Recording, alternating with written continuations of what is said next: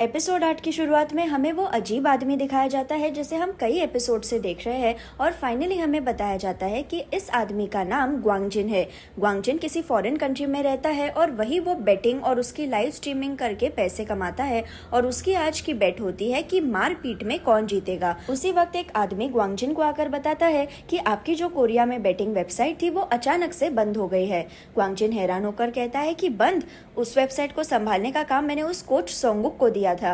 ग्वांगजिन फिर सोंगुक को कॉल करता है और पिछले एपिसोड का जो सीन था जिसमें मिन्हो का पीछा करते हुए सोंगुक खुरपा लेकर कॉलेज के बैकयार्ड में जाता है, तो ये उसी सीन का कंटिन्यूएशन है। ग्वांगजिन फोन पे बोलता है कि सोंगुक बहुत दिन हुए, क्या चल रहा है आजकल। और सोंगुक जो जंगल के इलाके से भाग रहा होता है वो कहता है कि सिर्फ हमें ही मिन्हो के साथ क्या हुआ था पता है ना। ग्वांगजिन बोलता है कि तुम शांत हो जाओ और जो सीन हमने पिछले एपिसोड में देखा था जहाँ सोंगुक खुरपा लेकर ग्रेव के पास खोदने लगता है और उसे मिन्हो की जर्सी मिलती है, वो सीन यहाँ पे रिपीट होता है और सोंगुक खुशी से चिल्लाता है कि मिन्हो जमीन में ही है, मिन्हो जिंदा नहीं है। और ग्वांगजिन जो अभी भी कॉल पे होता है वो बोलता है कि अच्छा तो तुमने खुद ही चेक कर लिया कि मिन्हो की बॉडी वहाँ है या नहीं, मतलब तुम्हें मुझ पे विश्वास नहीं है। ठीक है, मैं तुमसे मिलना चाहता हूँ। और ये सुनते ही सोंगुक घबरा जाता है। ग्वांगजिन अपने लोगों को बोलता है कि हमें जल्द ही कोरिया जाना होगा और यहाँ पर ये सीन कट हो जाता है और फिर हमें 15 साल पहले की स्टोरी दिखाई जाती है।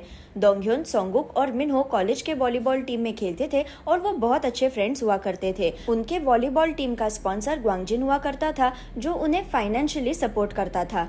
एक दिन ग्वांगजिन दोंगह्युन, सोंगुक और मिन्हो को नए शूज खरीदने के लिए लेके जाता है, पर मिन्हो शूज लेने से मना कर देता है, लेकिन ग्वांगजिन के बहुत फोर्स करने पर दोंगह्युन मिन्हो को शूज ट्राई करने के लिए कहता है। इस बीच मिन्हो को दिखता है कि सोंगुक और ग्वांगजिन छुप छुप कर कुछ तो बात कर रहे हैं और ग्वांगजिन एक नोट सोंगुक को दे रहा है। मिन्हो को इस बात पे डाउट आता है पर फिर भी वो ये चीज इग्नोर कर देता है। अगले दिन फिर वॉलीबॉल मैच होती है और सोंगुक और दोंगह्युन जानबूझकर बहुत सारे रिसीव्स मिस करते हैं। मैच खत्म होने पर मिन्हो लॉकर रूम में जा रहा होता है जब उसे दोंगह्युन और सोंगुक के बीच की बातें सुनाई देती है और वो दोनों कह रहे होते हैं कि इस सेट में हमें बॉल गिराना था, इस सेट में हमें सर्व मिस करना था, लेकिन हम वो नहीं कर पाए। अगर ग्वांगजिन को पता चल गया कि हमने उसके इंस्ट्रक्शंस फॉलो नहीं किए हैं तो उसे बहुत गुस्सा आ जाएगा। दोंगह्युन बोलता है कि ग्वांगजिन ने हमें ठीक से लिख कर देना चाहिए था ना कि वो क्या चाहता है। तो सोंगुक बोलता है कि उसने कल ही मुझे नोट दी थी, तुमने ही उस नोट को ध्यान से नहीं पढ़ा। ये बातें सुनकर मिन्हो समझ जाता है कि ग्वांगजिन की नोट के हिसाब से दोंगह्युन और सोंगुक खेल रहे थे और ग्वांगजिन मैच फिक्सिंग कर रहा है। मिन्हो लॉकर रूम में जाता है और मिन्हो को देखते ही दोंगह्युन नोट छुपा देता है। मिन्हो पूछता है कि क्या छुपा रहे हो तुम, क्या तुम्हें किसी ने लव लेटर दिया है? और मिन्हो ये नोट छीन लेता है। उस पे सारी चीजें लिखी होती है कि कौन से सेट में क्या करना है। और दोंगह्युन कहता है कि आज के मैच में हमारा जो परफॉर्मेंस था ना उसका रिव्यू हम कर रहे थे ताकि अगली बार हम और अच्छे से खेल पाए। और सोंगुक भी बोलता है हाँ हाँ हम गलतियों के बारे में ही डिस्कशन कर रहे थे। और मिन्हो कहता है कि झूठ मत बोलो, मैं पागल नहीं हूँ, तुम मैच की गलतियों के बारे में नहीं, तुमने जो ग्वांगजिन के इंस्ट्रक्शंस फॉलो नहीं किए उसके बारे में डिस्कस कर रहे थे। और मिन्हो वहाँ से गुस्सा होकर चला जाता है। दोंगह्युन सोंगुक को पूछता है कि मिन्हो को हमारा राज पता चल गया है तो अब हम क्या करें। तो सोंगुक कहता है कि ग्वांगजिन को बताने के सिवाय हमारे पास और कोई ऑप्शन नहीं है। अगले सीन में फिर हमें दिखाया जाता है कि मिन्हो इस सब के बारे में सोचकर डिस्टर्ब हो रहा होता है जब ग्वांगजिन रास्ते पर अपनी कार लेकर उसके सामने आ जाता है और उसे बैठने के लिए कहता है। ग्वांगजिन बोलता है कि तुम एक बहुत अच्छे वॉलीबॉल प्लेयर हो, तुम एक अच्छे बेटे हो और तुम्हें अब प्रो लीग में भी जाकर पैसे कमाने हैं क्योंकि तुम्हारे पापा की वॉच रिपेयर शॉप का बिजनेस ज्यादा नहीं चलने वाला। मैंने तुमसे कभी भी कुछ नहीं मांगा है लेकिन इस बार मैं तुम्हारी हेल्प मांग रहा हूँ। मिन्हो पूछता है कि कैसी हेल्प, क्या तुम चाहते हो कि मैं भी तुम्हारी तरह मैच फिक्सिंग करूँ? ग्वांगजिन बोलता है कि मैं सिर्फ कह रहा हूँ कि तुम एक या दो चीजें मेरे हिसाब से मैच में करो और बाद में तुम अपने हिसाब से खेलकर मैच जीत जाओ। तुमने अगर मेरा साथ दिया तो मैं जिंदगी भर तुम्हारा ख्याल रखूंगा और तुम्हें एक वॉलीबॉल सुपरस्टार बना दूंगा। मिन्हो बोलता है कि मुझे सुपरस्टार नहीं बनना, मैं पुलिस कंप्लेंट करने वाला हूँ कि तुम मैच फिक्सिंग कर रहे हो। तो ग्वांगजिन कहता है जाओ बताओ पुलिस वालों को, कोई तुम पे विश्वास नहीं रखेगा क्योंकि मैं तुम्हारे टीम का स्पॉन्सर हूँ। तुमने अगर कंप्लेंट की तो तुम्हारे दो दोस्त दोंगह्युन और सोंगुक ही जेल जाएंगे, और क्या तुम अपने दोस्तों की जिंदगी खराब करना चाहते हो? मिनो बोलता है कि जिंदगी तो तुमने हमारी खराब की है, और ग्वांगजिन कहता है कि देखो, मैं तुम्हारे भलाई के लिए ये सब कुछ बोल रहा हूँ, मैं तुम्हारी लाइफ सेट कर सकता हूँ। बेटिंग से जितने पैसे मिलते हैं उतने पैसे तुम्हें जिंदगी भर वॉलीबॉल खेलने से नहीं मिलेंगे, तो ध्यान से सोचो कि तुम्हें क्या करना है। मिनो गाड़ी से उतरकर सोचता है कि उसे क्या करना चाहिए। वो दोंगह्योन और सोंगुक की जिंदगी खराब नहीं करना चाहता,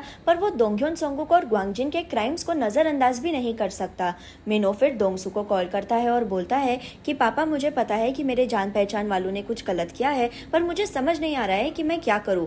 दोंगसू बोलता है कि तुम इन गलतियों को माफ करना चाहते हो, पर तुमसे ये नहीं हो पा रहा है। तुम्हें जो सही लगता है वो तुम करो, मैं हमेशा तुम्हारा साथ दूंगा, तो तुम ज्यादा स्ट्रेस मत लो। मिन्हो अपने पापा से बात करके शांत महसूस करता है और फिर वो डिसीजन ले लेता है। वो दोंगह्योन को कॉल करके मिलने बुलाता है और बाद में दोंगह्योन और मिनो लॉकर रूम में मिलते हैं। मिनो दोंगह्योन को बोलता है कि मैं पुलिस कंप्लेंट करने वाला हूँ मैच फिक्सिंग के बारे में। तुम और संगुक खुद को अगर पुलिस के हवाले अभी कर दोगे तो तुम्हें कम सजा मिलेगी, पर अगर तुम अब चुप रहे तो तुम जिंदगी भर ग्वांगजिन के गुलाम बनकर रह जाओगे। वो तुम्हें जिंदगी भर कंट्रोल करेगा। दोंगह्योन मिन्हो की बातों को इग्नोर करके आगे चलकर जाता है और मिन्हो उसका पीछा करता है, और उसे तब दिखता है कि लॉकर रूम में सोंगुक और ग्वांगजिन भी बैठे हैं और उन्होंने मिन्हो की बातें सुन ली है। ग्वांगजिन कहता है कि वाह मिन्हो, मैंने तुम्हें सोचने का वक्त दिया, लेकिन तुम अभी भी अपनी बात पे अड़े हो तो ठीक है। और ग्वांगजिन फिर एक डंडा लेकर जोर जोर से मिन्हो के सिर को मारता है। ग्वांगजिन ये डंडा फिर दोंगह्योन को देता है और कहता है कि मारो इस मिन्हो को। दोनों दोंगह्योन और सोंगुक ग्वांगजिन का ये बर्ताव देखकर डर गए होते हैं और वो एक ही जगह पे फ्रीज हो गए होते हैं। और ग्वांगजिन बोलता है कि रुके क्यों हो, मेरा मुंह क्यों देख रहे हो? ये मिन्हो कह रहा है कि वो तुम दोनों के खिलाफ पुलिस कंप्लेंट करेगा, तो तुम ही अब उसे सबक सिखाओ। और दोंगह्योन मजबूरी में मिन्हो को डंडे से मारता है।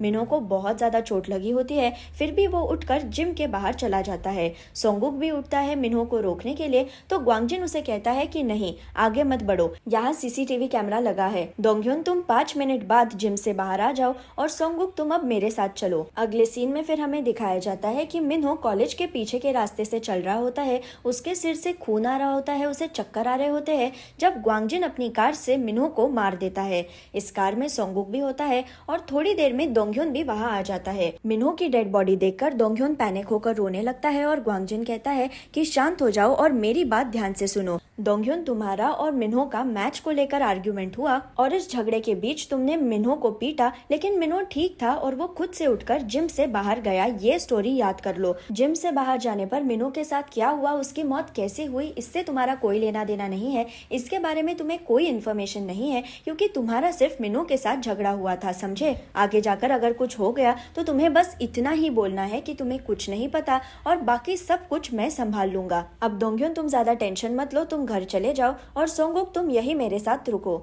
दोंगह्योन वहाँ से रोते हुए घर चला जाता है और ग्वांगजिन सोंगुक को मिन्हो की जर्सी पहनने के लिए कहता है और कॉलेज के सामने जो सीसीटीवी कैमरा लगे हैं उनके सामने से बाहर जाने की एक्टिंग करने के लिए कहता है, ताकि सीसीटीवी कैमरा में ऐसा दिखे कि दोंगह्योन से झगड़ा होने पर भी मिन्हो ठीक था और वो सही सलामत खुद से कॉलेज के बाहर आया।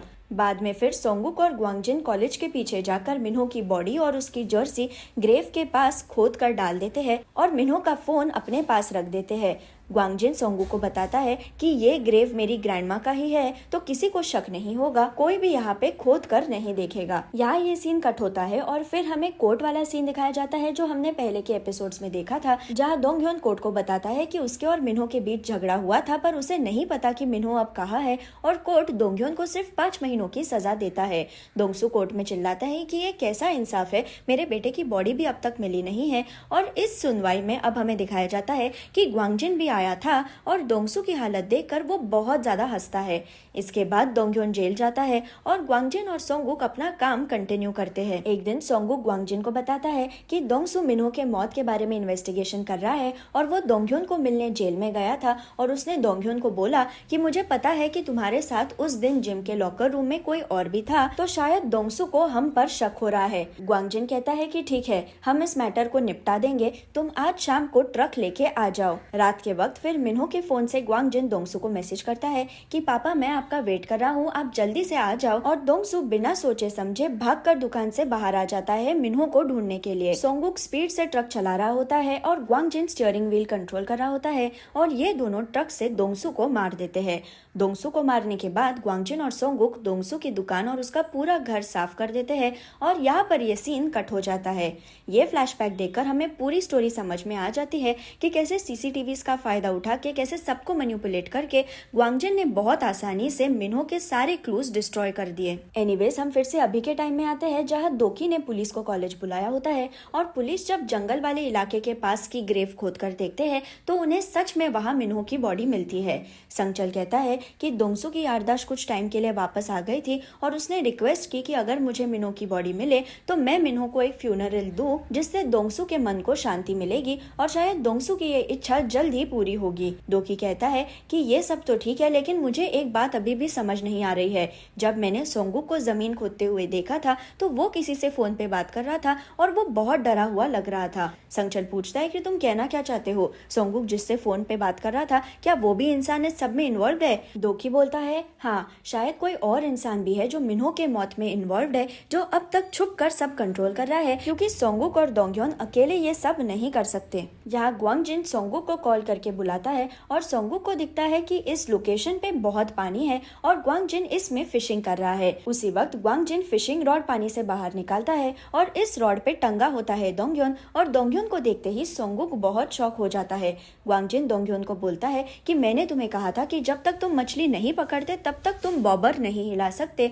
और दोंगयोन जिसके हाथ पैर बंधे होते हैं वो रोता है कि प्लीज मुझे माफ कर दो, प्लीज मुझे जीने दो। लेकिन ग्वांगजिन फिर से दोंगयोन को पानी में डाल देता है और कहता है कि इस बार मछली पकड़ने पर ही बॉबर हिलाओ। ग्वांगजिन फिर सोंगुक से बात करके पूछता है कि ये सब क्या चल रहा है, हमारी वॉलीबॉल मैच खराब हो गई, मिन्हो के नाम से मैसेजेस आने लगे और अब कोई ऐसा इंसान है जिसे हमारे बारे में सब कुछ पता है। सोंगुक दोंगयोन के बारे में सोचकर ग्वांगजिन की बातों पे बिल्कुल फोकस नहीं कर पाता और वो कहता है कि देखो देखो बॉबर हिल रहा है, शायद दोंगयोन ने मछली पकड़ ली है, प्लीज उसे पानी से बाहर निकालो। लेकिन ग्वांगजिन हंसकर कहता है कि दोंगयोन मछली पकड़ नहीं पाएगा क्योंकि इस पानी में मछली ही नहीं है। दोंगयोन की बातें छोड़ो, तुम मुझे बताओ कि ये सब क्या चल रहा है, कौन सा मिन्हो आ गया है और हमारी बेटिंग की वेबसाइट बंद कैसे हो गई है। और सोंगुक रोने लगता है। असल में मैच होने के बाद ही गोउन ने ये वेबसाइट डिलीट कर दी होती है लेकिन दोंगयोन और सोंगुक को इसके बारे में जरा भी आइडिया नहीं होता। यहाँ ये सीन कट होता है और फिर हमें दिखाया जाता है कि मिन्हो की पोस्टमार्टम रिपोर्ट आ गई है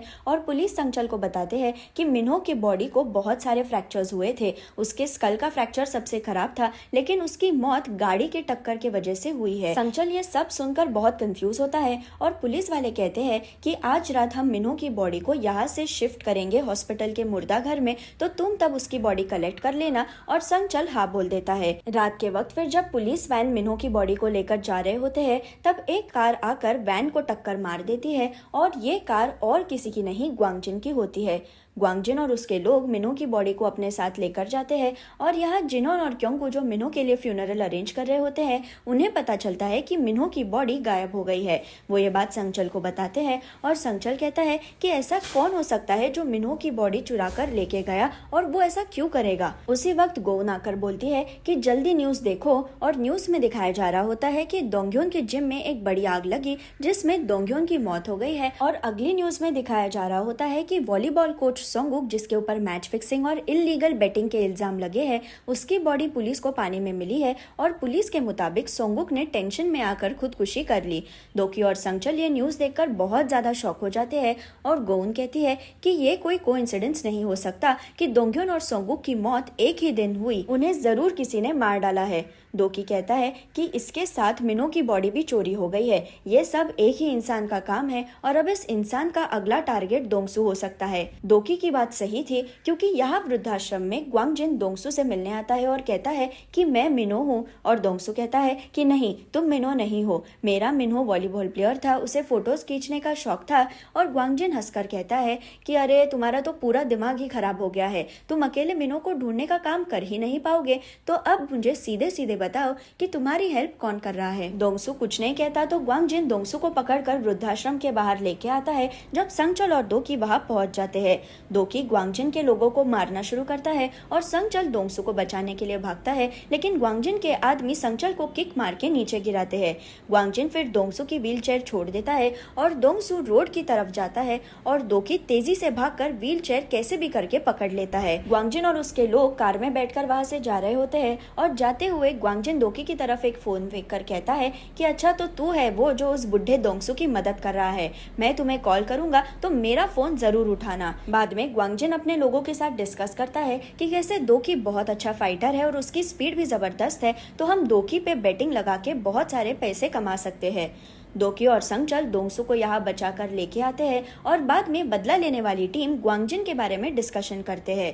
गोन बताती है कि ग्वांगजिन की ग्रैंड माँ कॉलेज की ओनर हुआ करती थी और उसी की ग्रैंड माँ की ग्रेव कॉलेज के पीछे है जहाँ ग्वांगजिन ने मिन्हो की बॉडी छुपाई। कॉलेज उसकी ग्रैंड माँ का होने के वजह से ही ग्वांगजिन ने सोंगू को इतने सालों तक कॉलेज का वॉलीबॉल कोच बना के रखा। जो पैसे दोंगयोन और सोंगुक बैटिंग से कमा रहे थे वो भी पैसे ग्वांगजिन को ही फाइनली मिलते थे। जिनोन कहता है कि ये आदमी तो पूरा साइको है, लेकिन मिन्हो की बॉडी चुराने से उसे क्या मिलेगा। तो दोकी कहता है कि मिन्हो की बॉडी एक आखिरी प्रूफ है कि 15 साल पहले क्या हुआ था। दोंगयोन और सोंगुक जो इस सब में इन्वॉल्व थे उन्हें तो उसने मार दिया, दोंगसू की याददाश्त चली गई है, तो अगर उसने अब मिन्हो की बॉडी को भी मिटा दिया तो सच हमेशा के लिए राज बनकर ही रह जाएगा। इसलिए हमें अभी के अभी ग्वांगजिन को रोकना होगा। बदला लेने वाली टीम फिर मिशन के लिए निकलते हैं जब ग्वांगजिन दोकी को कॉल करके कहता है कि तुम्हें अगर मिन्हो की बॉडी चाहिए तो मैंने भेजे हुए एड्रेस पे आ जाओ, और दोकी हाँ कह देता है। दोकी एड्रेस पे पहुंचता है और ये होती है एक अबैंडन्ड स्कूल।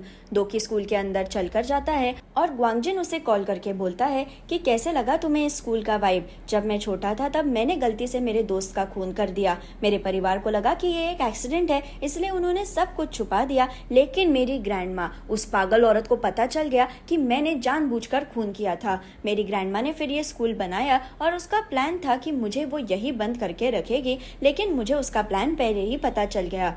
दोकी कहता है कि ये फालतू बातें छोड़ो, मुझे बताओ कि मिन्हो की बॉडी कहाँ है। तो ग्वांगजिन कहता है कि स्टैचू के नीचे एक बॉक्स है। दोकी इस बॉक्स को खोलता है और इसमें होते हैं बॉडी कैमरास, और ग्वांगजिन कहता है कि ये बॉडी कैमरास पहन लो क्योंकि अब हमें गेम खेलेंगे। अगर तुम इस गेम में जीत गए तो मैं तुम्हें मिन्हो की बॉडी दे दूंगा, और अगर तुम हार गए तो मैं मिन्हो की बॉडी को ऐसे ही फेंक दूंगा। दोकी बात मानकर बॉडी कैमरास पहन लेता है और अचानक उसे चारों ओर से गुंडे घेर लेते हैं। दोकी पूरी स्ट्रेंथ से इन गुंडों से लड़ता है और उन्हें मार देता है, और ग्वांगजिन जो पहले खुश था वो दोकी के परफॉर्मेंस को देखकर टेंशन में आ जाता है क्योंकि उसने इस गेम पे भी बेटिंग की होती है। दोकी गोन को पूछता है कि क्या तुम इस बिल्डिंग का सीसीटीवी फुटेज देख सकती हो। तो गोन बोलती है रुको मैं ट्राई करती हूँ, और गोन जिनोन और क्योंकू को बोलती है कि चलो अपने काम पे लग जाओ। यहाँ जिनोन और क्योंकू जो दोकी के टैक्सी के डिक्की में बैठे होते हैं वो छुपके से बाहर आकर एक डिवाइस लगा देते हैं जिससे गोन पूरा नेटवर्क एक्सेस कर पाए। दोकी सेकंड फ्लोर पे जाता है जहाँ और गुंडे उसे मारने के लिए रुके होते हैं, लेकिन दोकी उन्हें भी आसानी से मार देता है। यहाँ नेटवर्क एक्सेस मिलने पर गोन दोकी को बताती है कि कैसे ग्वांगजिन दोकी की ये पूरी फाइट डार्क वेब पे लाइव स्ट्रीम कर रहा है और दोकी मरेगा या नहीं इस पे लोग बेट लगा रहे हैं, इस पे लोग पैसे लगा रहे हैं। दोकी गोन को पूछता है कि ग्वांगजिन कौन से फ्लोर पे है, तो गोन बताती है कि ग्वांगजिन थर्ड फ्लोर पे है, और दोकी अपना बॉडी कैमरा निकाल कर फेंक देता है और गोन सारे बिल्डिंग के सीसीटीवी कैमरास ही बंद कर देती है जिससे ग्वांगजिन कुछ नहीं देख पाता। फुटेज बंद होते ही ग्वांगजिन अपने लोगों पे चिल्लाता है कि ये क्या हो गया है, कैमरा क्यों बंद हो गए, जल्दी से कनेक्ट करो नहीं तो मेरे पैसे डूब जाएंगे, मेरी बेट खराब हो जाएगी। और उसी वक्त दोकी ग्वांगजिन के कमरे में आ जाता है। ग्वांगजिन के कुछ गुंडे दोकी को मारने जाते हैं पर दोकी उनकी ही पिटाई कर देता है और आखिर में सिर्फ ग्वांगजिन बचता है। ग्वांगजिन और दोकी के बीच फाइट शुरू होती है और ग्वांगजिन भी एक बहुत अच्छा फाइटर होता है। वो थके हुए दोकी को 2-3 बार पटक देता है और दोकी इंजर होता है। ऐसा लगता है कि दोकी गेम हारने ही वाला है, पर दोकी होशियारी से एक केबल में ग्वांगजिन का पैर फंसा देता है और केबल को खींचकर ग्वांगजिन को गिराता है। ग्वांगजिन के नीचे गिरते ही दोकी उसे पकड़ कर बहुत खराब तरीके से मारता है, जैसे कि दोकी 7 जन्मों का बदला ले रहा हो। ग्वांगजिन पिटने पर खून की उल्टी कर देता है और कहता है कि तुम यहाँ मिनो की बॉडी लेने आए हो ना, मैं तुम्हें बताता हूँ वो कहाँ है। तो दोकी कहता है कि उसकी कोई जरूरत नहीं है, मुझे मिनो की बॉडी ऑलरेडी मिल गई है। असल असल में जिनोन और क्योंकू को दिखता है कि स्कूल की एक जगह से धुआं आ रहा है, तो वो समझ जाते हैं कि ग्वांगजिन के लोग मिन्हो की बॉडी को जलाने वाले हैं। इसलिए जिनोन और क्योंकू जल्दी से जाकर मिन्हो की बॉडी जलने से पहले उसे बचा लेते हैं और वो दोकी को इन्फॉर्म करते हैं कि उन्हें मिन्हो की बॉडी मिल गई है। एनीवेज ग्वांगजिन दोकी को कहता है कि वो दोंगसू बुढ़ा तुम्हें कितने पैसे दे रहा है ये सब करने के लिए। मैं तुम्हें उससे 10 गुना ज्यादा पैसे दूंगा, मैं तुम्हें उससे 20 गुना ज्यादा पैसे दूंगा। और दोकी कहता है कि मुझे तुम्हारे पैसे नहीं चाहिए। ग्वांगजिन को बहुत गुस्सा आता है और वो चिल्लाता है कि तुम्हें पैसे नहीं चाहिए तो फिर तुम मर जाओ। और ग्वांगजिन तेजी से दोकी की तरफ भागता है उसे मारने के लिए, लेकिन दोकी एक जोरदार पंच मारकर ग्वांगजिन को विंडो से बाहर फेंक देता है। विंडो से फेंके जाने पर ग्वांगजिन डायरेक्टली उस जगह पे गिरता है जहाँ उसके लिए कब्र खोदी गई थी। और दोकी कहता है कि अरे वाह, मुझे नहीं पता था कि मेरा निशाना इतना परफेक्ट लगेगा। चलो अच्छा हुआ कि तुम खुद से अपने कब्र में गिर गए, अब मुझे तुम्हें उसमें डालने की एक्स्ट्रा मेहनत नहीं करनी पड़ेगी। ग्वांगजिन रोता है कि मेरी पूरी बॉडी में दर्द हो रहा है, प्लीज मुझे हॉस्पिटल ले चलो। तो दोकी कहता है कि बिल्डिंग के तीसरे फ्लोर से गिरने का दर्द उतना ही होता है जितना तेज स्पीड से आती हुई गाड़ी से लगने पर होता है। तुमने बेझिझक मिन्हो और दोंगसू को अपनी गाड़ी से मारा, तुमने उस वक्त हंसकर मजे लिए और अब तुम समझ पा रहे होगे कि मिन्हो और दोंगसू को कितना दर्द हुआ, उन्हें कितनी तकलीफ हुई। ग्वांगजिन कहता है कि प्लीज मुझे माफ करो, प्लीज मुझे छोड़ दो। और दोकी कहता है कि तुम जब इस दुनिया से चले जाओगे तब तुम्हें कोई मिस नहीं करेगा। और मशीन से ग्वांगजिन के ऊपर मिट्टी डाली जाती है और कब्र पूरा मिट्टी से भर जाता है और यहाँ पर यह सीन कट होता है। अगले सीन में फिर हमें दिखाया जाता है कि दोंगसू के सपने में मिन्हो आकर कहता है कि पापा, मुझे पता था आप मुझे ढूंढ लोगे, अब मैं ठीक हूँ। आपने बहुत परेशानियों का सामना किया मुझे ढूंढने के लिए, अब आप चिंता मत करो, मैं आगे जा रहा हूँ और आप और जियो और बाद में मुझसे आकर मिलो। और मिन्हो दोंगसू को गले लगा लेता है। दोंगसू इस सपने से उठकर अपनी डायरी खोलता है ये सपना नोट डाउन करने के लिए, जब उसे संगचल ने लिखा हुआ मैसेज दिखता है। संगचल ने लिखा होता है कि दोंगसू, जब तुम नींद से उठोगे तो मुझे कॉल करो, मुझे तुमसे इम्पोर्टेंट बात करनी है। और दोंगसू संगचल को कॉल करता है। संगचल दोंगसू को बताता है कि मिन्हो की बॉडी मिल गई है और अब तुम्हें उसे अलविदा कहना चाहिए। अगले सीन में फिर हमें दिखाया जाता है कि दोकी की टैक्सी में दोंगसू बैठा होता है और उसके साथ में मिन्हो की अस्थियां होती है। आसमान ऑरेंज होता है जैसे मिन्हो को हमेशा से पसंद था और ये सीन इमोशनल होता है क्योंकि इतने सालों बाद दोंगसू और मिन्हो को इंसाफ मिला है और अब फाइनली मिन्हो की आत्मा को शांति मिलेगी और दोंगसू को राहत मिलेगी। और यहाँ पर एपिसोड 8 खत्म हो जाता है। अगर आपको मेरा वीडियो पसंद आए तो उसे लाइक जरूर कीजिए और मेरे चैनल को सब्सक्राइब करना ना भूले। Thank you.